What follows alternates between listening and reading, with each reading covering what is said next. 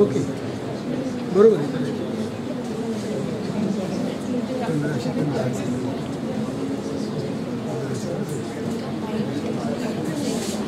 Distinguished lectures on social theory, Symptoms of Schizo Society by Professor Buchanan, University of Wollongong.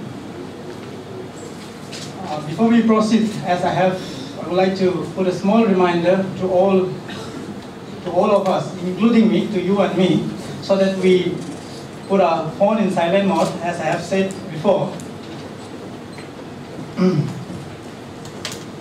Now I would like to welcome today's speaker, Professor Buchanan, University of Wollongong, to take the dais, and our chairperson, Professor D. Parthasarathi, HSOD, Department of Humanity and Social Science, IIT Bombay. Can we applause?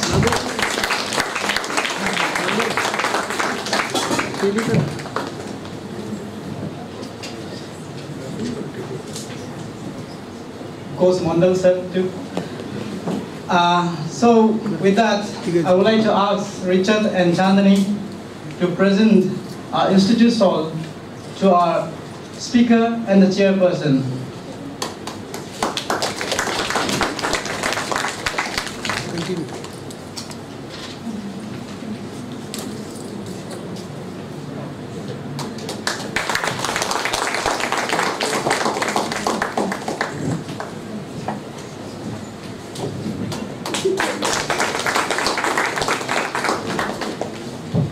Thank you. With that, I would like to call Mondal sir to take the podium.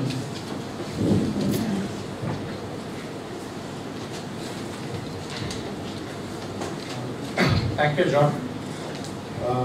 Good afternoon, everybody. So nice to see all of you today. As John announced that this is the second distinguished lecture on social theory, which is being organized by the Center for Social Theory of the School of Development Studies, Tata Institute of Social Sciences, Bombay, and a warm welcome to all of you, and a warm welcome to Professor Buchanan, and many thanks to Professor Parthasarathi, and a warm welcome for chairing this session. As you would have noticed, the topic today is of extreme significance to those of us who are slightly familiar with or interested in understanding the latest developments in social theory. We look forward to a very good session. I have the pleasure of introducing very briefly Professor Parthasarathi. He has been one of the stalwarts in looking at sociology in India along very interdisciplinary and very innovative lines. He is presently the head of the Department of Humanities and Social Sciences in IIT Bombay, which amongst the IITs is very easily one of the largest and the best well-known departments of humanities. He has worked internationally and has been to some of the most famous institutions, educational institutions, as a visiting professor. And he is especially dear to us because he has had a special liaison with TISS and has worked with many of us. And thank you, sir, for coming and chairing this session. We won't lose too much time, so I'll hand over the the affairs of this afternoon today to Professor Parthasarathi. Please, sir. Privilege of chairing this very interesting talk by Professor Buchanan. I'm not very sure how I ended up chairing this session, but I not only share my name with Professor Mandal, he also has very large persuasive powers, and the fact that I have turned down several of his invitations in the past sort of made me commit to this, and of course a chance to listen to this talk at close quarters.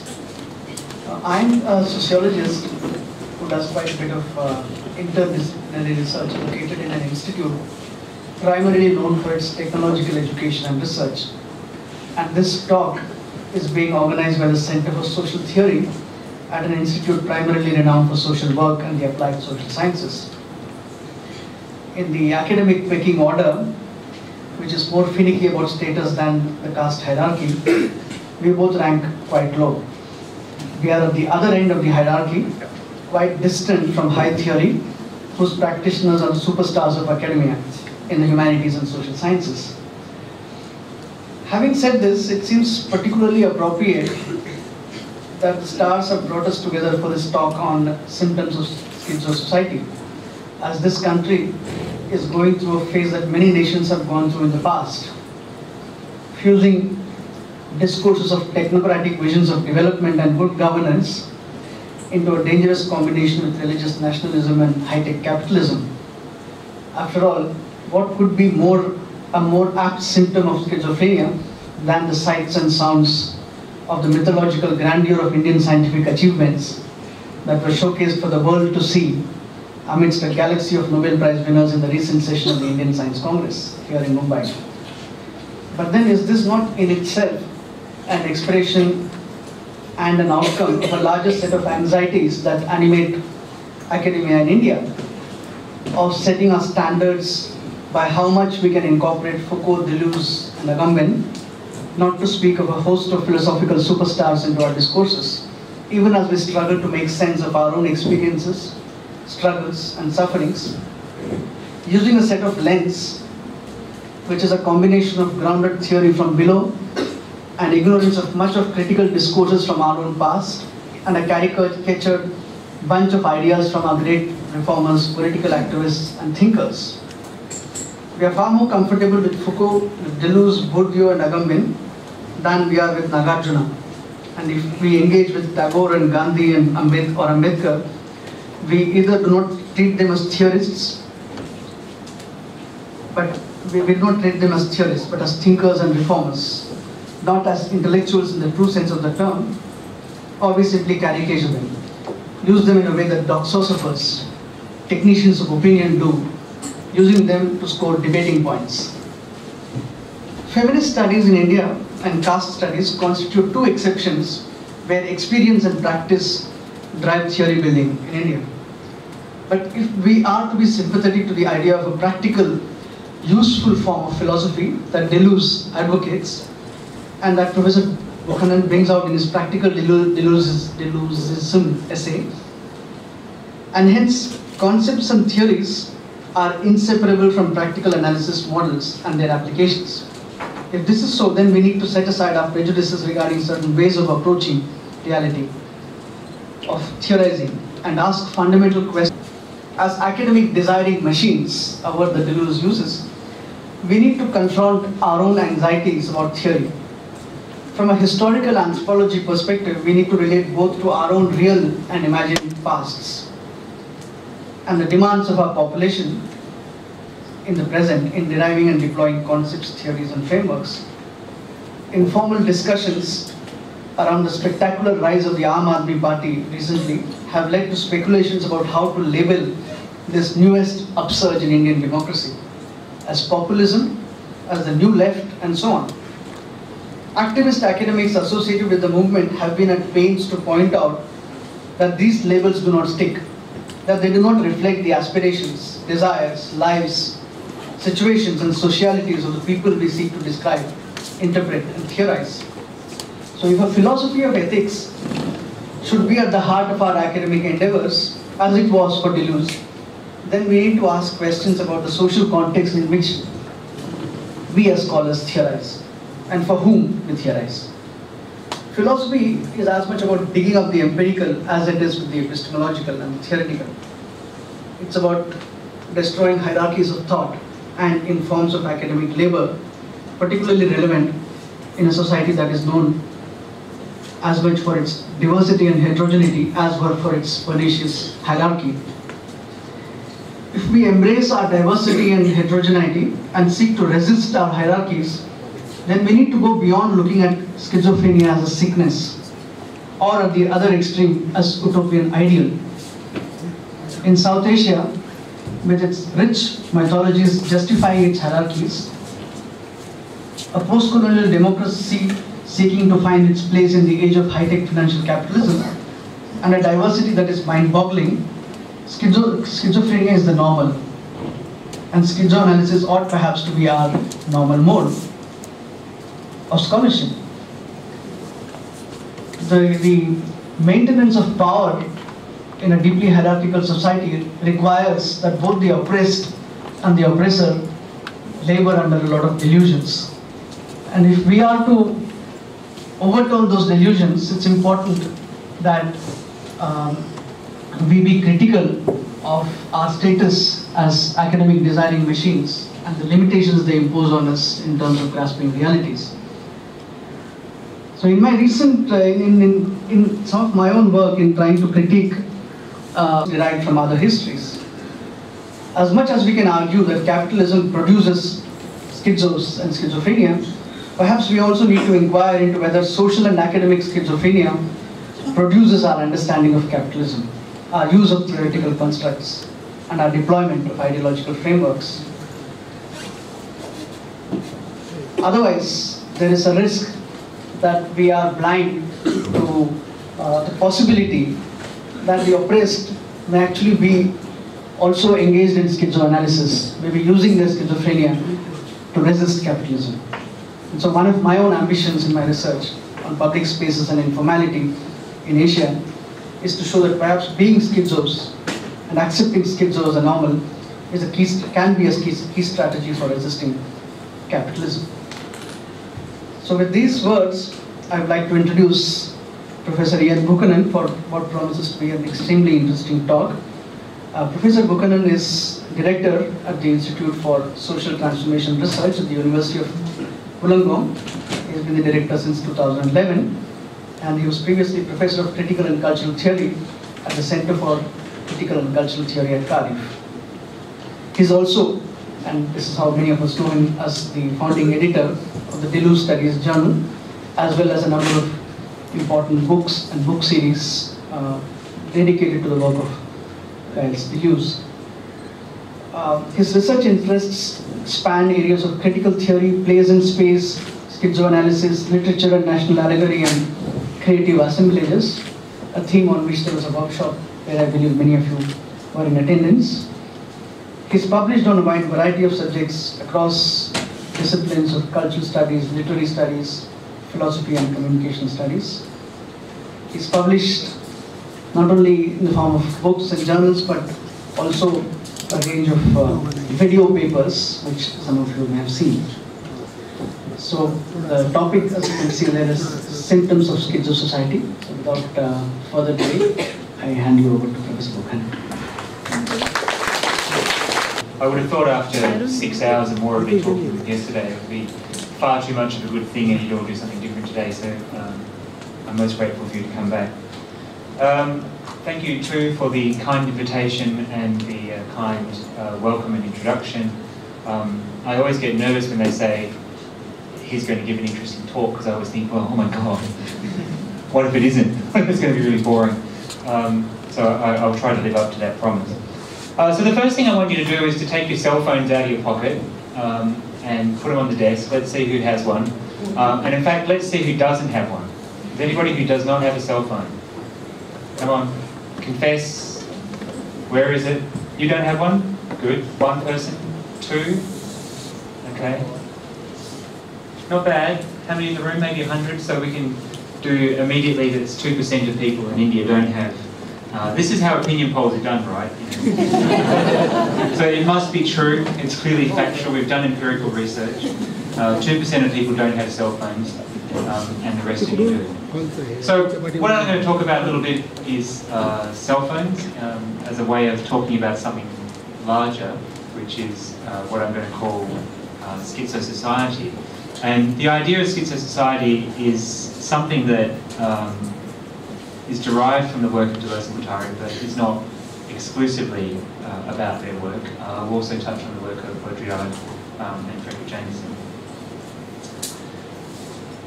In order to kind of set the scene, I'm going to give the punchline first and then go backwards and tell you what the joke was.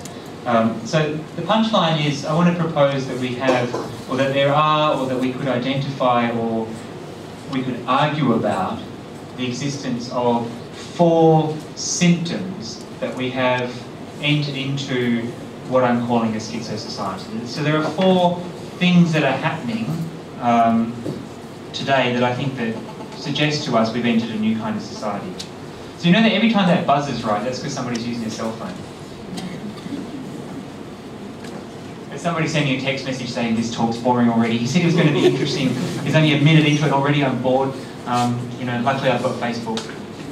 So that's how you're going to be busted, right? Every time that buzzes, that's your cell phone interfering with my talk. It's the non-human interaction that's happening there. Okay, so the 4 symptoms of schizo society are as follows. First symptom is a decentering of the I. So the I as in I am rather than my I. So decentering of the I. We have entered a realm in which we can no longer totalise or control the competing subjectivities or voices in our heads. Wants have become needs, and needs have become optional. Now, a lot of what I'm talking about would fall into the category of what in Australia or in America and so forth we tend to call first world problems. But my point is that first world problems are global problems, because it is what first world people do, their desires, that is really shaping the planet. Okay, so we need to be attentive to so-called first world problems and not dismiss them as being kind of minor things. Actually, they are catastrophic. The fact that first world problems exist and are treated in the sort of benign way that they are is the problem. So the first symptom then is the decentering of the I, the loss of the ability to totalise or control competing voices. And I'll explain what I mean by that as we go through the talk. The second symptom is the inability to distinguish between the merely apparent and the actual,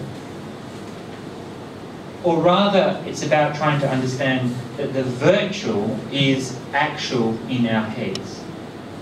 Another way of putting this is that we're witnessing a triumph of the surface and the superficial. The apparent is all there is, hence the success of companies like Ikea. You don't have Ikea in India, right? Oh, you're going to have Ikea. So, for those of you that don't know Ikea, Ikea was founded by a Swedish fascist. I mean, quite literally. I mean, he was friends with the Nazis.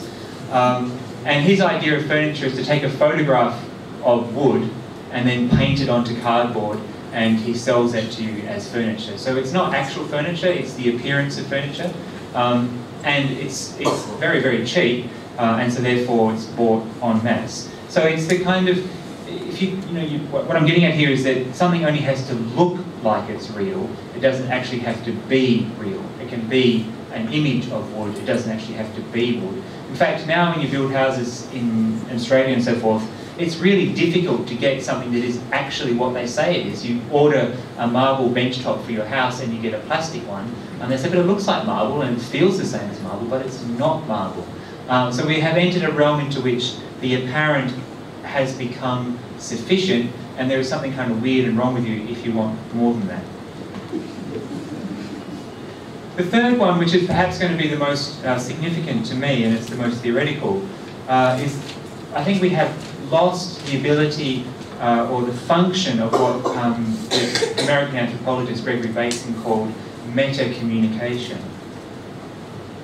So meta-communication, as Bateson describes it, and again this is something I'll talk about in more detail as we go, but it was part of his way of thinking about how schizophrenia manifests itself, that meta-communication is the ability to explain to yourself the messages that you have received. So somebody says something to you, meta-communication is your ability to process that message and say, so so-and-so told me to do whatever, and then you're able to go and do it.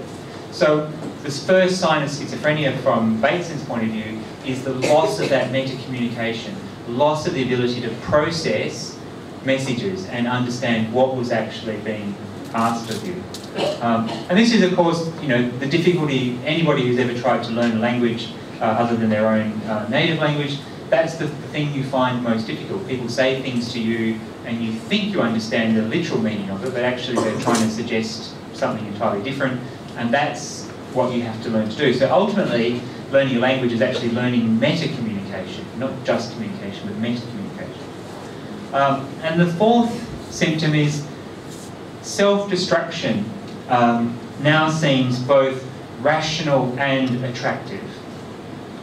Now, I saw a brilliant poster today. I was downtown near the India Gate, and there was a poster that says, if you are committed to smoking, you are committed to committing suicide. Which I think is, it's a fabulous public health message. I don't know how effective it's going to be, but it's nonetheless true. Okay, one of the really interesting things about public health research at the moment, and this is a project that my wife has been working on, is that we, in Australia at least, we've reached the point where people know that smoking is bad for them, they believe that it is bad for them, but they do it anyway. Okay?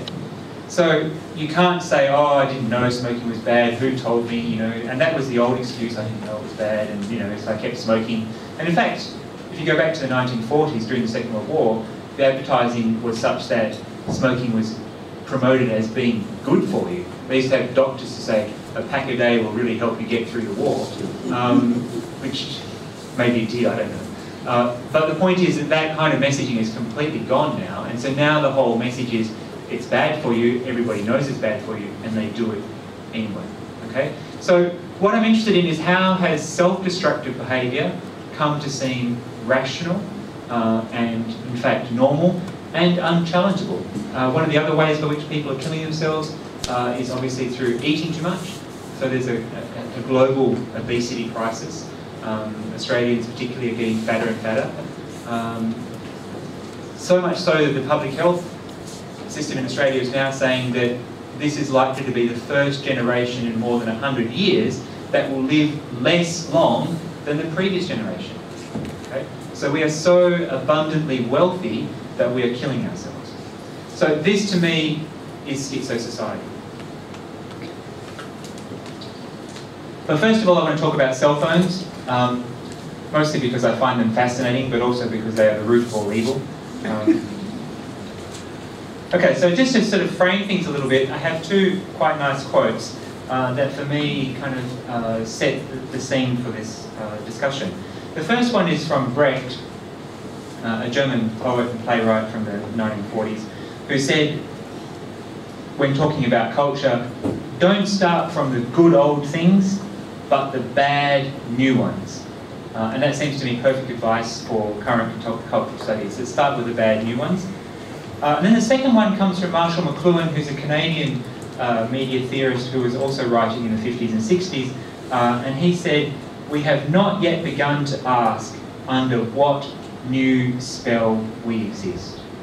And I think it's an absolutely fascinating point. We haven't begun to ask under what spell we exist, what kinds of delusions and fantasies shape contemporary life. And so in my view, schizoanalysis should be asking those kinds of questions. What is the spell under which we exist? What are the ways by which we delude ourselves? Okay, so I'm going to read this a little bit because otherwise I'll get lost and I'll drift off onto all kinds of tangents. Those of you who saw my talk yesterday will know just how far they can go. So, the kids of today really are different from the kids of yesterday. You see it everywhere. They all have mobile digital devices of one kind or another. We now know only 2% don't. Whether alone or with their intimates or in groups, the mobile digital device has priority over all other types of interaction. Okay? So that's a crucial sociological point, that this interaction between self and cell phone is taking over. And I don't mean that, it's has a greater priority, okay? So you can do your own experiment, watch a group of people. I was sitting in a waiting room today, waiting to register at the Foreign Office. And there was maybe 10 people in the room, and not one of them was talking to each other. They all had their cell phone like that.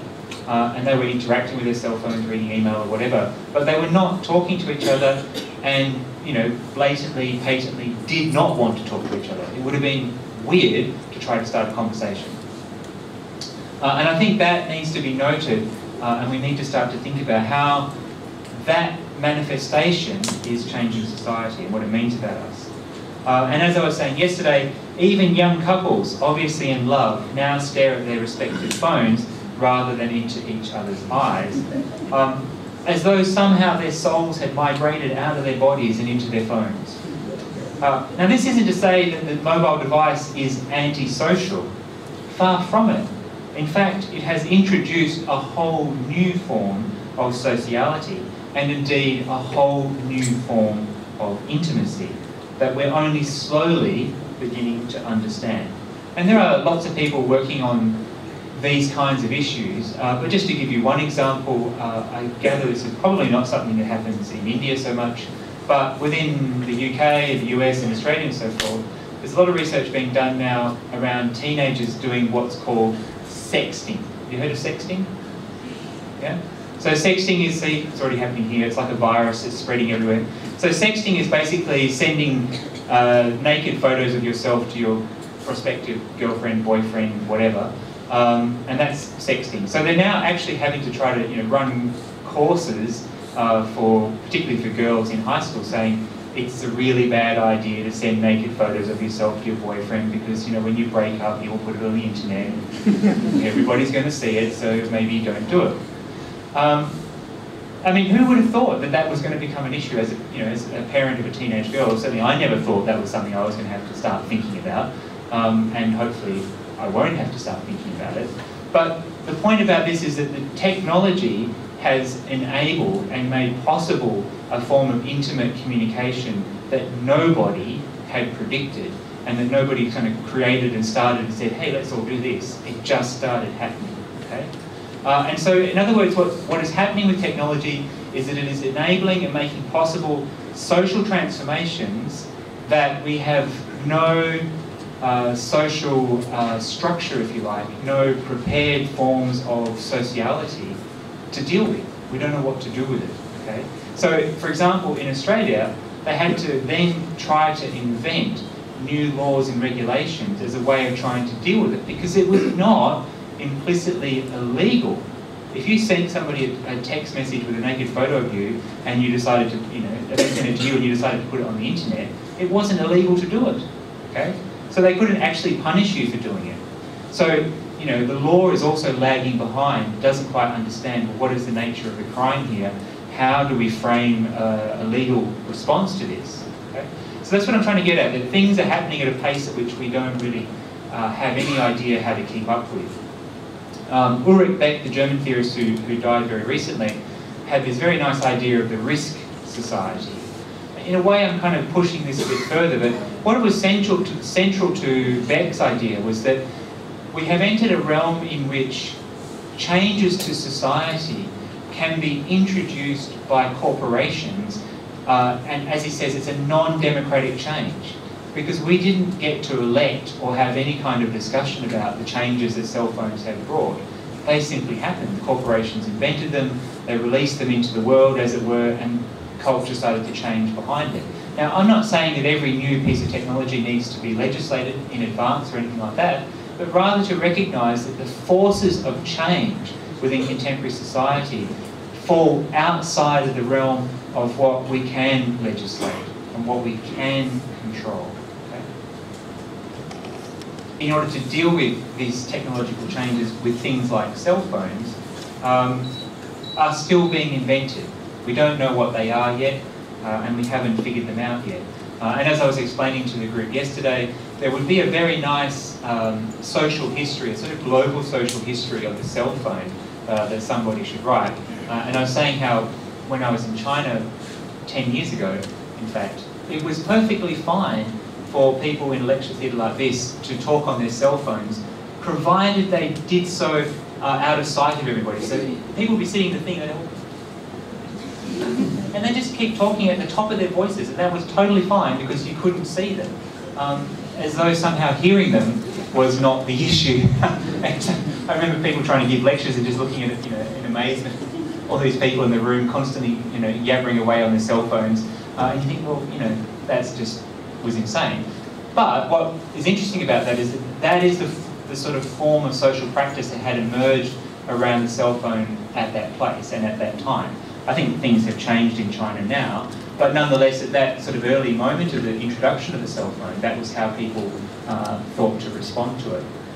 Kind of like somebody has done a very nice social history of the television. So when the television was first introduced, and you know, most of us in this room can't remember a time when it didn't exist, but it's true, televisions had to be invented and they haven't always been around.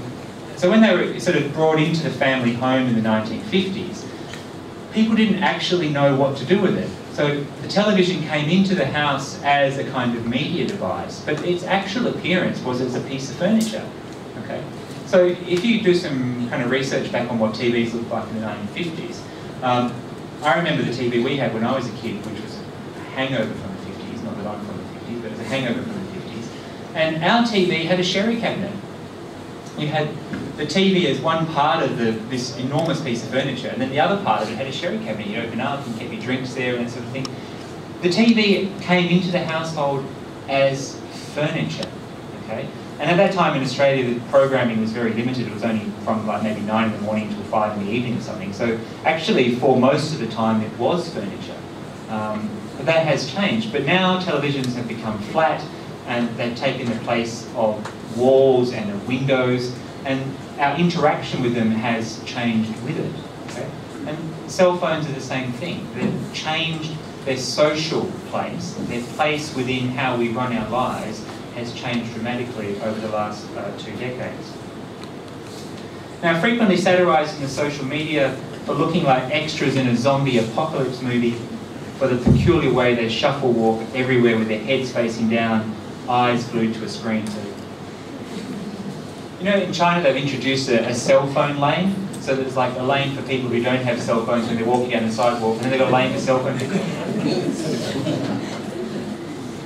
And already they're having to give public health messages, please stop looking at your phone as you cross the road. And people are literally being killed because they're on Facebook. So it's happening, okay? I mean, it sounds funny, but actually it's kind of tragic that people are literally dying because they're stuck looking at their cell phone. The kids of today live in what can be called, and maybe should be thought of, as a multi-presencing mode of existence. Okay? A multi-presencing mode of existence. What's radically new about cell phones and our existence now is that if I pick up my phone now and look at Facebook, chances are I will have messages from friends in Brazil, from Australia, maybe from China, or actually not China because they don't allow Facebook, from Europe or wherever, but multi-presencing. And I could participate in conversations with those people simultaneously, and they're all over the world, okay? And it's amazing that that is happening, okay? Amazing.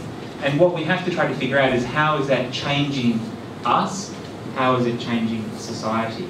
And we have to stop looking at it as purely something that is wonderful that, you know, marketing people have created for us, and oh, what an amazing device. But actually to see, well, this is actually challenging our sense of ourself, our sense of time and space, our sense of what it means to be present in our own lives. And this multi-presencing was literally unavailable as recently as a decade ago, and it was utterly unthinkable in the decades prior to that. Today we are plugged into so many different sources of stimulus that our experience defies, of space and time defies an easy description. And what's interesting is that the science fiction films of my own generation of 40-somethings, born at the tail end of the 1960s, in those films that we grew up on, and so I'm thinking of Battlestar Galactica, Doctor Who, Star Trek, Star Wars, and so on, the imagining of, in those films never imagined a world as simultaneously connected, fragmented, fractured, and multi-planar as our worlds are today. Okay? So what's quite interesting in all those films is actually just how simple their lives are, okay, by comparison. Now, as every public speaker knows, lecturing in the 21st century is a highly fraught enterprise. Most people in the audience expect your presentation to be multimedia. And at the same time, you have to compete with multimedia devices that everybody has in their hands or their pockets. I don't know how it is in India, but certainly where it is for me, when I'm teaching, students will usually have a laptop open in front of them. If I'm lucky, Facebook will be backgrounded, but actually most of the time it isn't. As often as not, they will have a mobile phone in their hand as well, in which in all likelihood they'll be texting a friend, you know, this lecture is boring, I hate him. And some, in addition to that, will also have their headphones in, thus making you wonder what on earth they're even doing in the lecture theatre. On Facebook, texting their friends, and they're listening to their iPod or whatever at the same time. They're clearly not present in that room in any meaningful way. Other than that, you know, their name got checked off on a list as they walked in the room, at which point they immediately switched off and were not caring. But as much as I want to, you know, kind of complain about my students being terrible in that respect, what's more important is to recognise that this is a new way of interacting between time and space. It doesn't treat the space of the lecture theatre as being a space where you necessarily have to be fully present.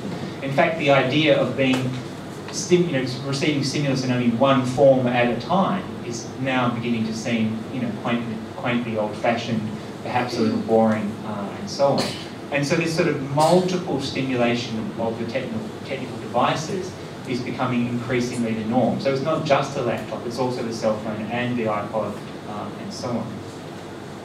In the space of only a handful of years, less than an evolutionary blink of the eye, the mobile phone has gone from being present at hand, in Heidegger's sense, to fully ready to hand, meaning it has passed from being something that is merely of interest, or as perhaps an idea or concept might be, to something that is a practical tool we use intuitively, without conscious thought. This trajectory is, of course, the one mapped out for us by the designers and the manufacturers of digital technology. The great technological revolution of the early 1970s, when Bill Gates and Steve Jobs and so on were just geek university dropouts, came about because these innovators could see that computers had the potential to be machines that people used in their homes and their everyday lives. So what was radical about what they did was to see that the computer could enter into everyday life. Until that point, the prevailing view had been that computers were too complicated, they were too expensive for anything but commercial, military, or just geek applications. Digital technology could become and would become once they let the genie out of the bottle. They unleashed a veritable tidal wave of technical and technological innovation that led to ultimately the development of the World Wide Web. Bear in mind, the internet already existed for some time before that, but nobody knew how to use it very easily. So it wasn't until the invention of the web as such that we suddenly got the boom. Once home computers and then mobile phones became internet-enabled, a cultural revolution followed. Although the dot-com boom that some of you may or may not remember, which was followed by a dot-com bust, didn't live up to these expectations initially, it wrought and created a scaffolding that is still paying dividends now. So now, some of the largest companies in the world are the web giants like Amazon, Facebook, and Google.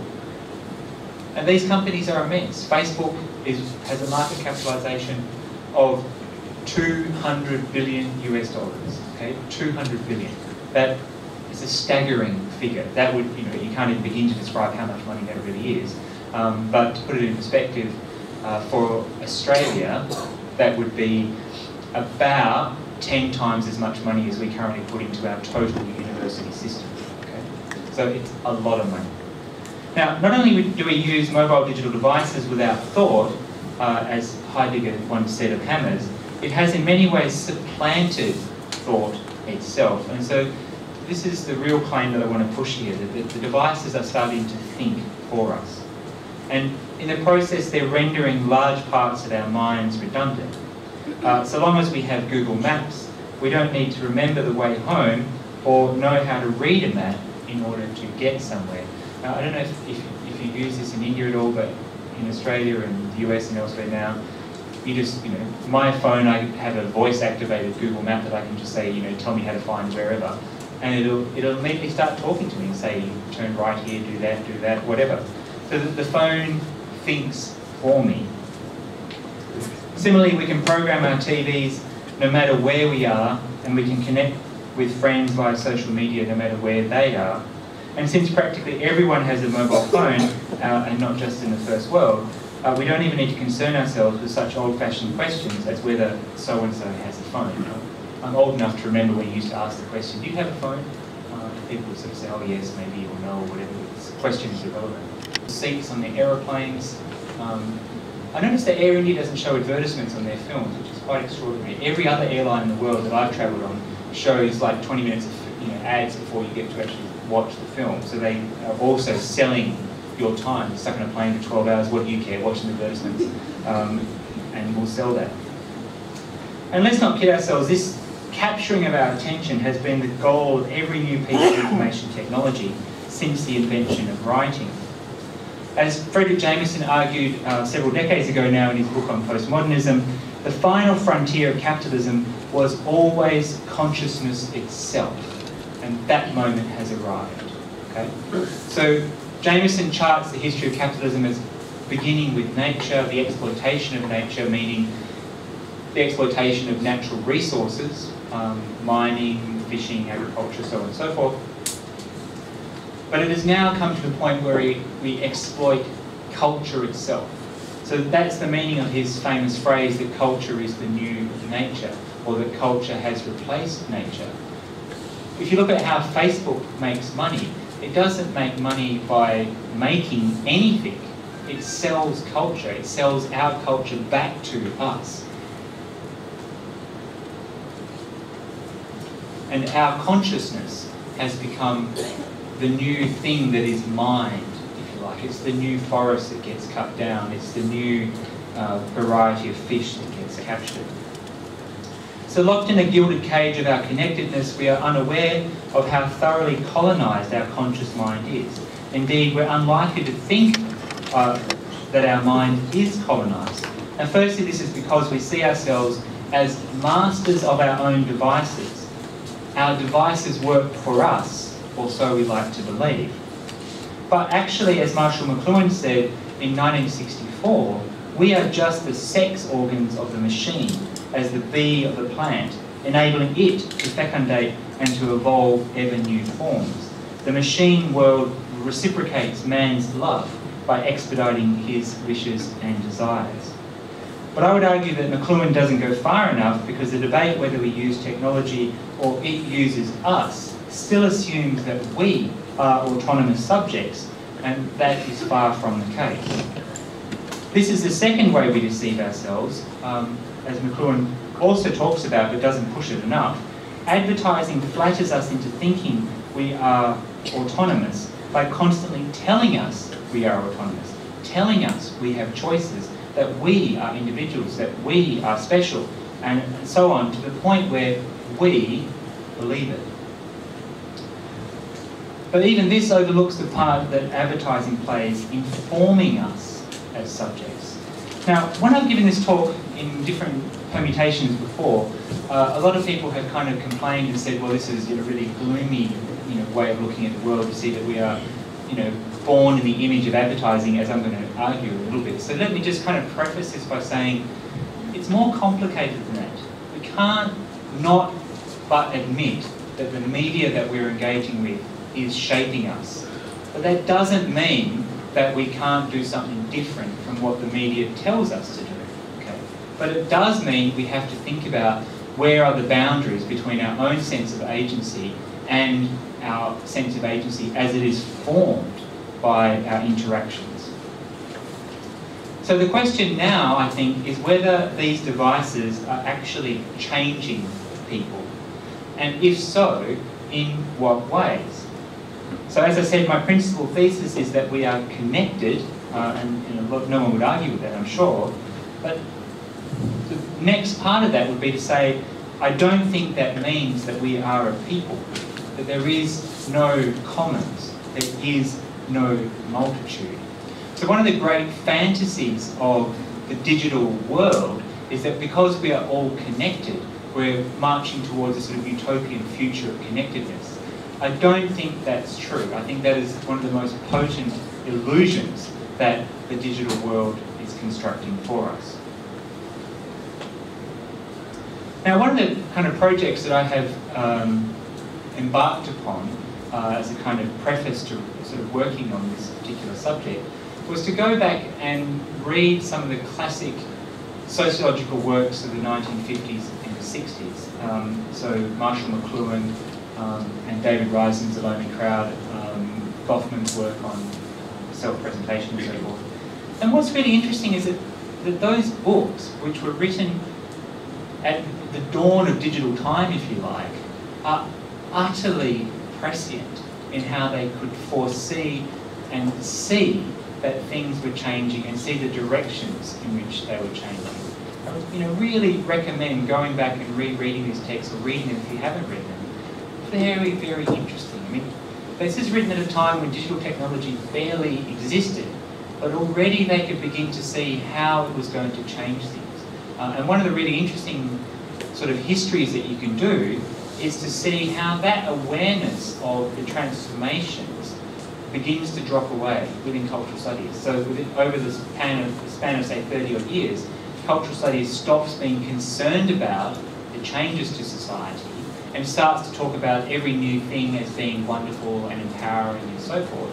And I would argue that there is a fairly high degree of what's known as capture, that cultural studies gets captured by the marketing rhetoric of the new devices that they're trying to write about. Whereas when you read the stuff in the 50s, they were not automatically enamoured on every new thing. So if we were to go back and read David Riesman's History and Typology of Social Character called The Lonely Crowd, which first appeared in 1950, I would suggest now we would need to augment it.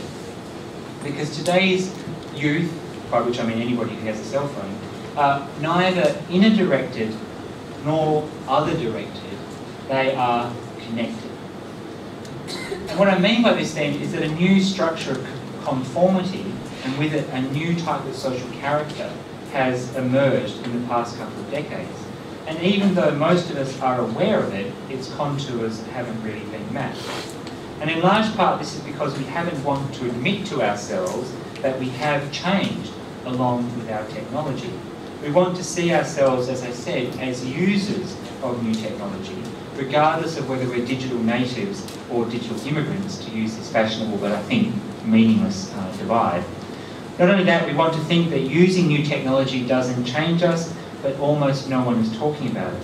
Perhaps this is because we're afraid to break the spell that we're under and admit that being connected isn't as innately desirable as we tell ourselves it is. Now, we tend to think of conformity as an inherently bad kind of concept or a bad kind of thing, but that was not Riesman's view of it, and it shouldn't necessarily be our view of it either. In some senses, conformity is a social necessity, which is precisely how Riesman viewed it. And his concept of social character is drawn from Erich Fromm's idea that individual members of society, and this is a quote from Fromm, have to desire what is objectively necessary for them to do. And in so doing, they convert an external force into an internal compulsion. So society's task then is to ensure some degree of conformity in all the individuals who make up that society. Now, Riesman's assumption is that conformity is, as he puts it, built into the child and then encouraged or frustrated in later adult experiencing. He also proposes that alongside the mode of conformity there is what he calls a mode of creativity. But interestingly, he suggests that while society cannot live without conformity, it can live without creativity, which is obviously something that Deleuze and Guattari and later post-structuralists would reject. They would probably want to reverse the formula and say we can live without conformity, but we can't live without creativity. But I think it's important to challenge that automatically anarchic way of viewing things that we've come to expect of post-structuralism. Now, this is a basic evolutionary model. Society tends to reproduce itself until it doesn't, because of some accident brings about some unintended change in structure, and thus everything changes with it. So, in this sense, even revolutions are a kind of accident to begin with, because we never really know how they're going to turn out. For Reisman, conformity is desired, not coerced, but the desire is manufactured. Okay? So I think it's a very, very powerful formula, and it's a very, very interesting way of trying to think about how new technology is being taken up. Okay? That we desire the cell phone, we desire all the changes that it is bringing about. We aren't coerced into making these changes about ourselves, but at the same time, we don't necessarily think about the implications of those changes.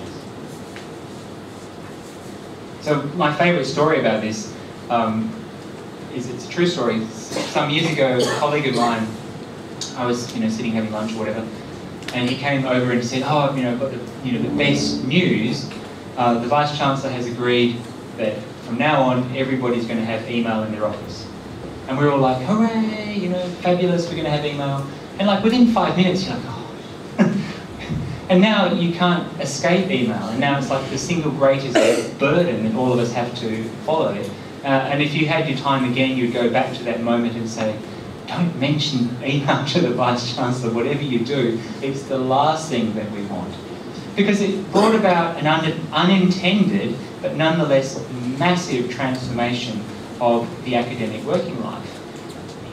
In the old days, pre-email, there was a clear separation between people who communicated with students and did all the administrative stuff and academics who did teaching and research and stuff. And what they realise now is, well, academics can just do that correspondence themselves, so we don't need admin staff, so we'll get rid of them.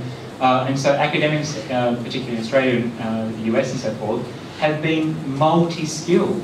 So having a PhD is irrelevant. You also need to be able to, can you create Word files and can you do mail merges and all this kind of stuff. And you're supposed to be your own secretary and you get no time for that, okay? So what email has done is it's transformed working lives. So now when I give talks to prospective students coming to do their undergraduate degree, I say, look, the reality is when you leave your university, whatever job you get, about 90% of your time is going to be spent writing and reading email. Just accept it. So actually what you need to leave here with is an ability to write and read and communicate in a textual form. I don't care what you write about, but learn how to write. Okay? So I think we haven't properly grasped just how email is transforming the very idea of work itself and what work actually looks like when you're working. And urban theorists have done all kinds of work around how email and the idea of telecommuting and so forth is transforming the urban space. Now, technology is inherently social. It has to be desired collectively for it to be taken up at all. You can't be the only person on the planet with a cell phone. There has to be at least one other person that you can talk to. Now, this is not simply a matter of economics, although obviously that's not irrelevant, but advertising is a daily reminder that a thing, whether that thing is a commodity or a political idea, has to be socially desirable before it can be individually desired. So advertising works to create the social conditions under which a particular thing will be accepted as normal, however strange it might appear at first glance. In other words, advertising seeks to change us in order to make us receptive to its products. So one of the failings, I think, of cultural studies is it tries to think about how objects are made desirable. But actually, what really is far more important is to try to understand how advertising wants to shape life worlds. It wants to transform our sense of our life world and say, your life world is incomplete unless you have this object in it. Very, very different thing. It's not that the object is desirable. It's telling you something far more potent, which is that there is a fatal flaw in your universe until you have that object. So technology then is a commodity, as I said. It's a cog in the capitalist system, and it enables desires, and it enables the desires that that system has. So the really interesting about technology is that not only does it produce commodities that we want to buy and to own and to have, in itself, it has changed the way those commodities are produced. So it's a kind of self-fulfilling prophecy. So referring to this generation as digital natives barely scratches the surface, because the cultural changes that have occurred since Reisman was writing in the 1950s about the emergence of the other direct generation run much deeper than that. Technology is an essential part of the story, but it isn't the whole story, because it doesn't explain why technology has become ubiquitous. It is doubtful that anyone, not even the actual inventors of cell phones, dreamt that we'd spend all day staring at our screens when personal computers and so forth were invented. And when they first became available, they never dreamed for a moment that they could become so ubiquitous. And yet that's what has happened. We're in the thrall to our machines without really knowing why or how they managed to capture our attention so fully and so completely. But the machines are the mere enablers. They're important, to be sure, but they are cogs that are hiding in plain sight. Now this is what McLuhan was referring to 50 years ago when he said, "We don't know under what new spell we exist." Internet-enabled mobile devices have put the world in our pocket, or so the marketers would have us believe. And in doing so, they have also obscured the true nature of the world. Social theorists like Baudrillard saw this as early as the 1970s. Baudrillard theorised that the media in all its forms had combined to create an entirely new form of sensorium, which he called the simulacra. Like McLuhan before him, Baudrillard insisted that it isn't the content of the media that is especially new in a historical sense. It is rather the form. Okay, so the most important kind of message I guess I'm trying to push here is that in trying to understand the cell phone, we have to understand, first of all, that it is a new form. Don't get hung up on the content, but think about it as a new form. It's changing our society and changing our culture. The shift from print-based media to visual media, particularly digital media, has changed everything. In Baudrillard's view, and I'm quoting from, he says, "A vast process of simulation is taking place, in which models of things, indeed models for and of life itself, are being substituted for the things themselves. So that ultimately one might say, today life is lived in a simulator." And of course, there is already SimCity to prove that that is true. Make here though is that what's happening is that the technology is not merely changing us, but it is forming us, that we are the avatars of this technology. So I want to propose that there is no I that encounters advertising. The I is the product of advertising. And until now we have tended to think about this in terms of identification and interpolation, which are Althusserian and Lacanian concepts. But I want to suggest that neither theory goes far enough. We need to think of it in terms of formation and deformation. It's not the capture of our I or the capture of our attention, it is the construction of us. We are made in the image capitalism requires, but capitalism does not want us to settle into that identity. It constantly unsettles us because it's always wanting us to want something more, to be dissatisfied with what we have, because otherwise we wouldn't buy new things. Again, a kind of social history that you can do